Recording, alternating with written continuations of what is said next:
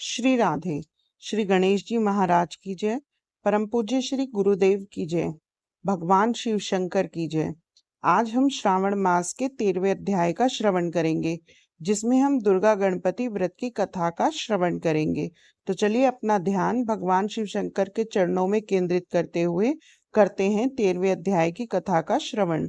श्री सनत कुमार जी ने भगवान श्री सदाशिव से कहा कि हे प्रभु, किस व्रत के करने से अतुल्य सौभाग्य प्राप्त होता है तथा प्राणी पुत्र पौत्र धन और ऐश्वर्य प्राप्त करके सुख को भोगता है। भगवान, मुझे उन व्रतों में से उत्तम व्रत के बारे में आप बतलाइए। यह सुनकर भगवान श्री सदाशिव ने श्री सनत कुमार जी से कहा, त्रैलोक के प्रसिद्ध दुर्गा गणपति नामक जो व्रत है वो भगवती पार्वती जी ने बहुत श्रद्धा से किया था। हे मुनि सतम, इस व्रत को पहले सरस्वती जी ने इंद्र, विष्णु और कुबेर तथा अन्य देवताओं, मुनि, गंधर्व, किन्नर सब के सब कर चुके हैं। श्रावण मास के शुक्ल पक्ष की पवित्र चतुर्थी के दिन सब पापों को नष्ट करने के लिए यह व्रत किया जाता है। चतुर्थी के दिन एक दंत गज के तुल्य मुख वाले भगवान श्री गणेश की सोने की प्रतिमा बनवाकर सोने के ही सिंहासन पर सोने की ही दूर्वा को बिछाकर तांबे के कलश पर स्थापित करनी चाहिए। लाल वस्त्र बिछाकर सर्वतोभद्र मंडल का निर्माण कर उस पर कलश की स्थापना करनी चाहिए। लाल फूलों या पंच पल्लवों, अपमार्ग, शमी, दूर्वा, तुलसी, बिल्वपत्र, ऋतुकाल में होने वाले अन्य सुगंधित फूलों तथा नाना प्रकार के फलों आदि का नैवेद्य रखकर 16 उपचारों से प्रभु श्री गणेश जी की पूजा करके उनसे प्रार्थना करनी चाहिए। प्रार्थना इस प्रकार करें, इस स्वर्ण निर्मित प्रतिमा में मैं श्री गणेश जी विघ्नेश का आवाहन करता हूँ। यहाँ पर कृपा निधि आप आवें। रत्नों से जड़ित उत्तम सोने का सिंहासन आपके आसन के लिए मैं दे रहा हूँ, आप इस पर विराजें। हे उमासुत, हे विश्वव्यापिनी, हे सनातन, मैं आपको नमस्कार करता हूँ। मेरे विघ्न समूह का नाश करें। आपको ये पाद देता हूँ। हे भगवान, हे गणेश देव, हे उमापुत्र विधाता, आपके लिए मैं इस अर्घ को भी देता हूँ। हे भगवान, आप इन्हें स्वीकार करें। हे विनायक वर्द गणेश को मैं नमस्कार करता हूँ, बारंबार नमस्कार करता हूँ। हे भगवान, आपको आचमन्य देता हूँ। हे सुरपुंगव, प्रार्थना द्वारा सब तीर्थों का जल आपके लिए लेकर आया हूँ। ऐसे जल को आप स्वीकार करें। सिंदूर केसर से रंगे हुए आपके लिए 2 वस्त्र दिए हैं। हे भगवान, आप स्वीकार करें। आपको मेरा बारंबार नमस्कार है। उमा मंगल संभूत, आप सब विघ्नों को नाश करने वाले हैं। हे लंबोदर, हे देव, इस चंदन को आप स्वीकार करें। हे सुरश्रेष्ठ, लाल चंदन चर्चित इन अक्षतों को मैंने भक्ति से आपके ऊपर चढ़ाया है। सुरश्रेष्ठ, इसे आप स्वीकार करें। चंपक, केतकी, जपा फूलों से मैं गौरी व्रत की पूजा करता हूँ। मुझ पर प्रसन्न हो।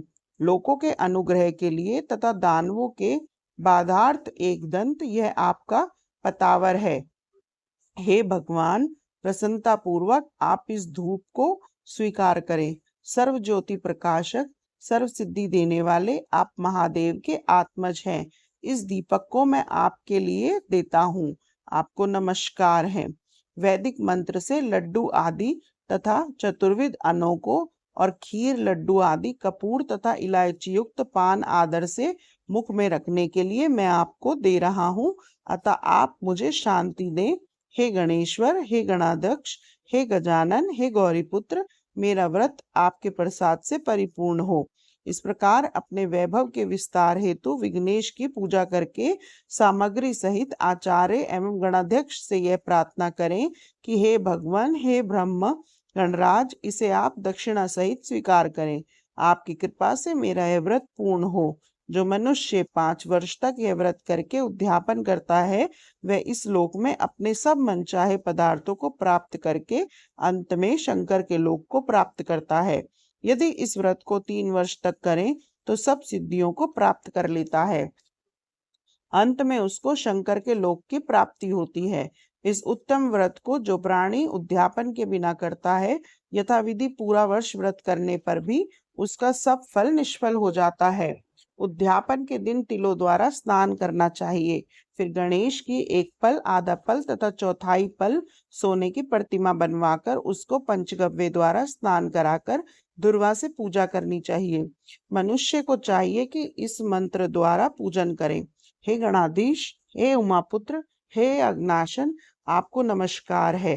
हे विनायक, हे ईशपुत्र, हे सर्वसिद्धि प्रदायक, हे हेमवक्त्र, हे मूषक वाहन, हे कुमार गुरु, आपको नमस्कार है। इन सभी नामों से अलग अलग पूजा करनी चाहिए। पहले दिन आदिवासन करना चाहिए और दूसरे दिन प्रातः काल हवन करना चाहिए। ग्रह होम कराकर दुर्वा तथा लड्डू से प्रधान होम करना चाहिए। धूप तथा लड्डू के प्रधान होम के पश्चात पूर्णाहुति करके आचार्य द्वारा ब्राह्मणों का अर्चन करना चाहिए। अपनी शक्ति के अनुसार अधिक दूध देने वाली गाय बछड़े सहित दान करनी चाहिए।